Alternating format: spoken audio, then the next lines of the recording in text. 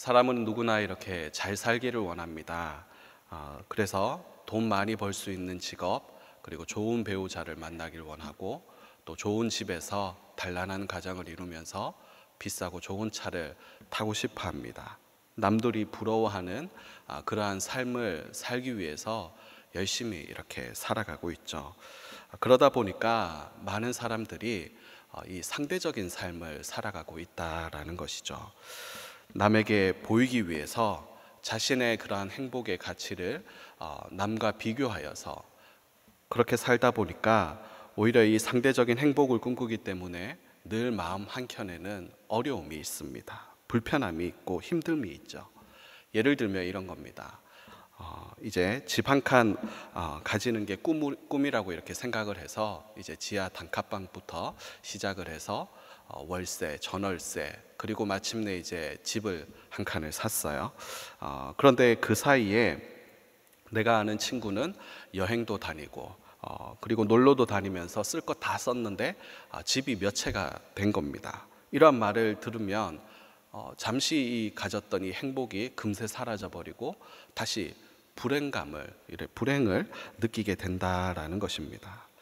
이 솔로몬 왕이 이 전도서 제 2장에 보면 자신이 무엇으로 자신을 즐겁게 해볼까, 그래서 술을 즐겨 해보기도 하고, 그리고 사람들이 이야기하는 재물도, 노비도, 그리고 많은 살림도 가지기 위해서, 살림에 물을 주기 위해서 못들도 많이 파고, 그리고 은금 보화들도 많이 쌓아두고 여러 가지 일들을 이렇게 해봤다라고 이야기합니다.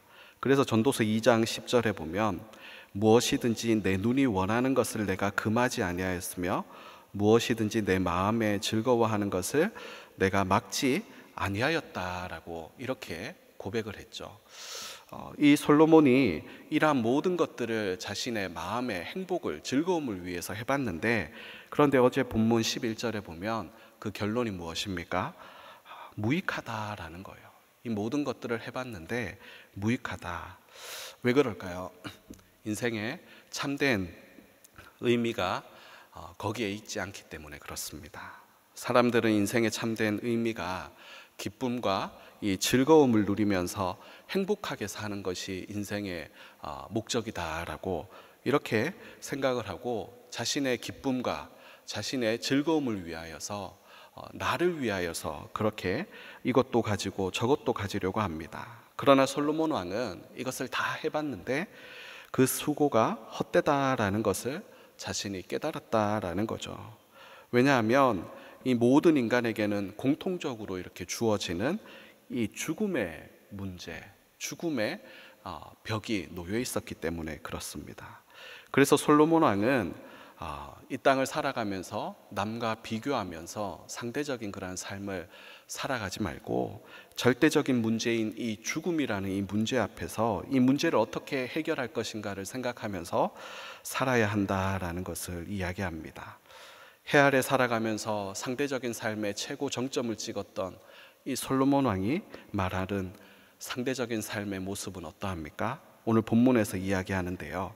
첫 번째는 전혀 새롭지가 않다라는 사실입니다. 12절 말씀에 보면 내가 돌이켜 지혜와 망령됨과 어리석음을 보았나니 왕뒤에 오는 자는 무슨 일을 행할까? 이미 행한 지 오래전의 일일 뿐이리라 라고 말합니다. 사람들은 이야기하기를 오늘이 힘들면, 올해가 힘들면 내일은 괜찮을 거야, 내년은 괜찮을 거야 라고 희망을 가지고 살아갑니다. 그런데 막상 내일이 되고 내년이 되어도 새해가 밝아와도 어떻습니까? 정권이 바뀌고 새로운 지도자가 세워져도 새천년이 밝아와도 크게 달라지는 게 없더라라는 것입니다. 솔로몬 왕은 전무후무한 왕이었습니다. 자신을 이어 이스라엘의 왕이 된 자가 새롭게 일어날지라도 자신 이상의 그러한 활동을 할 수가 없다라는 것을 말하고 있는 것이죠. 자기 이후로 새롭게 위대한 왕들이 세워질 것 같지만, 그러나 결과적으로 이 모든 새롭게 세워지는 왕들도 인간의 한계를 가지고 있다라는 것입니다. 그 어떤 새로운 왕도 솔로몬이 말하고 있는 이 절대적인 문제인 이 모든 인간에게 공통적으로 주어지는 이 죽음의 문제를 해결해 주지 못한다라는 것입니다. 그리고 두 번째 상대적인 삶의 모습은 어떤 모습이냐? 사람들이 이 땅에서의 더 많은 지식과 지혜를 얻기 위해서 그것을 쫓아 살아간다라는 것이죠. 오늘 본문 13절 말씀에 보면 내가 보니 지혜가 우매보다 뛰어남이 빛이 어둠보다 뛰어남 같도다라고 말씀합니다. 솔로몬 왕은 이 지혜와 우매에 대해서 비교해서 이렇게 이야기하는데요. 이것은 이 지혜와 우매에 대해서 빛과 어둠에 대해서 이렇게 비유로 설명하고 있습니다. 빛이 비추면 흐리게 보이던 이 사물이 선명하게 이렇게 보이죠. 그래서 이 지혜라는 것이 우리의 삶에 주어질 때 어떤 목적지에까지 분명하고 선명하게 그 길을 달려갈 수 있도록 우리를 인도해 주는 그러한 유익이 있습니다. 반대로 이 우매라는 것은 어둠과 같아서 사물의 실상을 감추고 우리를 오히려 혼돈과 또한 무질서로 이렇게 우리를 이끌어 간다라는 것이죠. 우리가 살아가는 이 땅도 마찬가지죠. 낮에는 시끄럽고 분주합니다. 복잡한 이러한 일들이 낮에는 이렇게 돌아가게 되죠. 그러나 어둠이 찾아오면 어떻습니까? 세상이 조용해지더라라는 것이죠. 지혜자와 어리석은 자의 삶의 모습이 마치 이 땅에서의 빛과 어두움처럼 비교할 수 있을 정도로 분명하고도 그리고 크게 차이가 난다라는 것을 오늘 이야기하고 있는 것입니다. 세상의 지혜를 따라서 사람들은 좋은 학벌을 그리고 좋은 스펙을 얻어서 더 나은 직장으로 더 나은 그러한 신분의 상승을 중요하게 여기면서 살아가게 됩니다. 그러나 세상에서 얻을 수 있는 이 지혜와 지식은 여기까지다라는 거예요. 한계가 있다라는 것입니다. 세상에서 줄 수 있는 세상의 지혜나 지식을 통해서 인간의 절대적인 문제인 이 죽음의 문제를 해결해 줄 수가 없다라는 사실이죠. 세 번째 또한 이 상대적인 삶의 모습은 어떤 모습입니까? 영원하지 않는다라는 거예요. 16절 말씀에 지혜자도 우매자와 함께 영원하도록 기억함을 얻지 못하나니 후일에는 모두 다 잊어버린 지 오래일 것입니다. 오라 지혜자의 죽음이 우매자의 죽음과 일반이로다. 아멘. 어릴 때 시골에서 자라다 보면 시골에는 꼭 이런 분이 한 분 계십니다. 뭔가 비밀스럽고 뭔가 무서운 사람이 한 명씩 있어요. 그러다 보니까 마을 어른들이 아이들이 울거나 때를 쓸 때 말을 안 들으면 달래다가도 안 될 때 저기 아무개 아저씨가 온다라고 하면 아이들이 울음을 뚝 그치게 되죠. 예전에 나는 새도 떨어뜨린다라는 이러한 속담이 있었습니다. 얼마나 막강한 힘을 가졌는지 모든 일을 제 마음대로 할 수 있는 상태를 이루는 그러한 말인데요. 요즘 세상에는 참 적용하기가 힘든 말이죠. 그러나 불과 몇십 년만 전만 해도 이 이름 석자만 되면 대단한 힘을 발휘하던 그러한 시절이 있었습니다.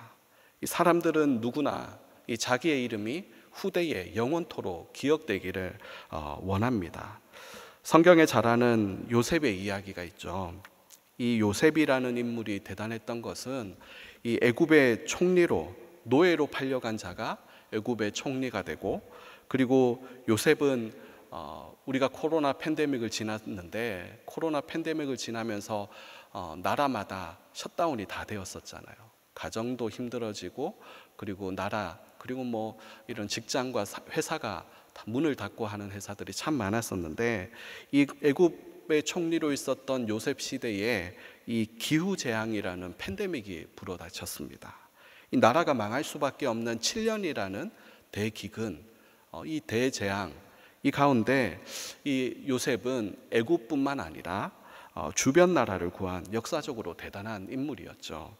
그러나 출애굽기 1장 8절에 보면 재밌는 표현이 있습니다. 요셉을 알지 못하는 새 왕이 일어나 애굽을 다스리더니, 역사적으로 지금까지 회자되고 있는 그러한 세상의 그 어떤 위대한 이름들도 영원하지 않다라는 것을 우리는 기억해야 합니다. 사람들에게 잊혀지고 역사 속으로 사라지게 된다라는 것이죠. 왜 그럴까요? 그 위대한 인물들도 역시 자신의 죽음의 문제를 해결하지 못하고 죽어야 할 운명을 가졌기 때문에 그렇습니다. 그래서 솔로몬 왕은 오늘 본문 17절에서 이렇게 고백합니다. 이러므로 내가 사는 것을 미워하였노니 이는 해 아래에서 하는 일이 내게 괴로움이요 모두 다 헛되어 바람을 잡으려는 것이기 때문이로다. 이러므로 이 모든 것들을 내가 보니 지혜자도 우매자의 삶도 한결같이 이 죽음이라는 문제 앞에, 죽음이라는 이 하살 앞에 서게 되더라라는 거예요. 그렇다 보니까 이 솔로몬 왕이 사는 게 싫어졌다라고 이렇게 고백하고 있습니다. 이 세상이 전부인 줄 알고 열심히 이렇게 살았으나 지혜자나 우매한 자나 한결같이 이 세상을 떠나야 하는 동일한 이 죽음이라는 순간이 찾아오기 때문에 그렇죠. 인간에게는 도저히 극복할 수도 해결할 수도 정복할 수도 없는 이 절대적인 한계이며 공포의 대상이 바로 죽음입니다. 상대적 행복과 기쁨을 추구하면서 더 열심히 살아갈수록 어떻습니까? 영원한 행복과 만족을 얻을 수 있는 것이 아니라 죽음이라는 철저한 절망 앞에 인생의 허무함을 경험할 수밖에 없다라는 것이죠. 그러므로 모든 성도는 이 상대적인 삶을 살 것이 아니라 절대적인 삶, 죽음을 기준으로 삼고 살아야 합니다. 인간에게 죽음을 가져다 준 이 죄라는 것을 인식을 하고 죄의 건세와 죽음의 건세를 이기신 예수님으로부터 새롭게 시작하는 것이죠. 말씀을 맺겠습니다. 모든 인간은 이 죽음이라는 이 절대적인 문제 앞에서 살아가게 됩니다. 이것을 해결해 줄 수 있는 방법은 이 땅에서의 지혜와 지식이 아닙니다. 오직 하나님의 지혜이신 죄와 죽음의 문제를 해결해 줄 수 있는 유일하신 예수 그리스도를 통하여서 가능한 줄로 믿습니다. 디모데후서 3장 16절 17절에 모든 성경은 하나님의 감동으로 된 것으로 교훈과 책망과 바르게 함과 의로 교육하기에 유익하니 이는 하나님의 사람으로 온전하게 하며 모든 선한 일을 행할 능력을 갖추게 하려 함이라. 그러므로 성도는 어떻게 살아야 합니까? 하나님의 말씀을 통하여서 영원한 하늘에 하나님의 지혜이신 예수 그리스도를 얻고 믿고 하나님의 사람으로 온전하게 되기를 힘써야 할 줄로 믿습니다. 오늘 하루도 우리를 죽음에서 우리를 구원해 주신 놀랍고 크신 그 하나님의 사랑을 감사하며 찬양하며 말씀을 사랑하시는 저와 여러분 되시기를 주님의 이름으로 간절히 축원드립니다. 아멘. 하나님 아버지, 죄로 인해서 죽을 수밖에 없었던 하나님, 이 땅에서의 삶을 아버지 살아가고 있는 우리의 인생을, 그러나 아버지 하나님 영원할 것처럼 그렇게 아버지 살아가는 우리의 지나간 모습들을 회개하며 이 시간 다시금 하나님, 오직 우리의 죄의 문제를 해결해 줄 수 있는 하나님의 지혜이신 예수 그리스도를 다시금 믿고 의지하며 아버지 하나님 그렇게 살아가기로 다짐하고 결단하는 이 시간이 되게 하여 주시옵소서. 우리를 구원해 주신 놀랍고 크신 그 하나님의 사랑을 찬송하며 감사하며 또 하나님의 말씀을 통하여서 하나님이 기뻐하시는 온전한 사람으로 거듭나는 은혜의 주인공, 축복의 주인공들 다 되어질 수 있도록 성령 하나님 우리를 친히 인도하여 주시옵소서. 특별히 아버지 하나님, 이 세우신 포도원 교회를 통하여서 이 땅에 아버지 하나님 죽어가는 영혼들을 주께로 인도하는 그러한 아버지 하나님 구원의 방주의 사명을 감당하는 교회가 되게 하여 주시옵소서.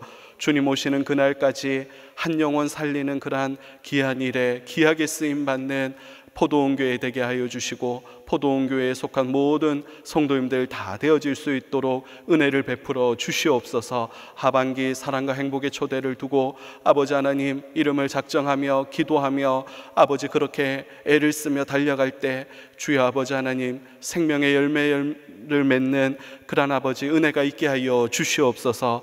무엇보다 이 일을 위하여 세우신 우리 담임 목사님 위에 하나님 사역 위에 기름 부어 주시고 특별히 미주 집회를 마치고 돌아오는 귀국의 발걸음 위에 안전하게 귀국하실 수 있도록 모든 아버지 하나님 여정들 가운데 하나님 함께하여 주시옵소서. 오늘도 아버지 하나님 세우신 포도원 교회에 아버지 하나님 또 아버지 연약한 자들이 있습니까? 몸이 불편한 자들이 있습니까? 오늘 이 새벽에도 아버지 하나님 간절한 기도의 제목을 가지고 주님 앞에 나온 자들이 있습니까? 오늘도 아버지 기도하는 가운데 하나님 응답받고 치료받고 회복되는 역사 일어나게 하여 주시옵소서. 무엇보다 이 나라와 이 민족을 주여 불쌍히 여기시고 세우신 대통령과 의정자들 위해 하나님 특별히 하나님을 경외하고 또 하나님의 말씀을 두려워할 수 있는 마음을 허락하여 주시옵소서. 말씀에 반하는 모든 악법들이 아버지 하나님 다시금 아버지 무너지게 하여 주시고 무엇보다 아버지 이 땅 가운데 하나님의 말씀이 아버지 하나님 강물처럼 흘러낼 수 있도록 주여 은혜를 베풀어 주시옵소서. 북녘 땅에서 행해지고 있는 모든 악행들과 전쟁의 위협들이 사라지게 하여 주시고 다시금 복음으로 하나 되게 하여 주시며 이 한반도가 온전히 주님 오시는 그날까지 아버지 세계 열방을 섬기며 복음 전파하며 그렇게 아버지 하나님 제사장의 사명을 감당하는 나라 되게 하여 주시옵소서. 오늘도 아버지 하나님 주님 전에 나오며 빈손으로 나오지 아니하고 귀한 예물을 구별하여 감사함으로 아버지 하나님 믿음의 고백으로 올려드립니다. 하나님 함께 올려드린 간절한 기도의 제목들을 하나님 기억하여 주시고 하나님의 때에 아름답게 응답되어지는 역사 일어나게 하여 주시옵소서. 오늘도 말씀을 붙들고 하나님 기도의 자리로 나아갑니다. 주의 이름 부르며 아버지 간절히 기도하며 나아갈 때에 아버지 하나님 우리의 기도가 주께 상달되어지는 응답의 역사가 있게 하여 주시옵소서. 감사를 드리며 예수님의 이름으로 기도드리옵나이다. 아멘.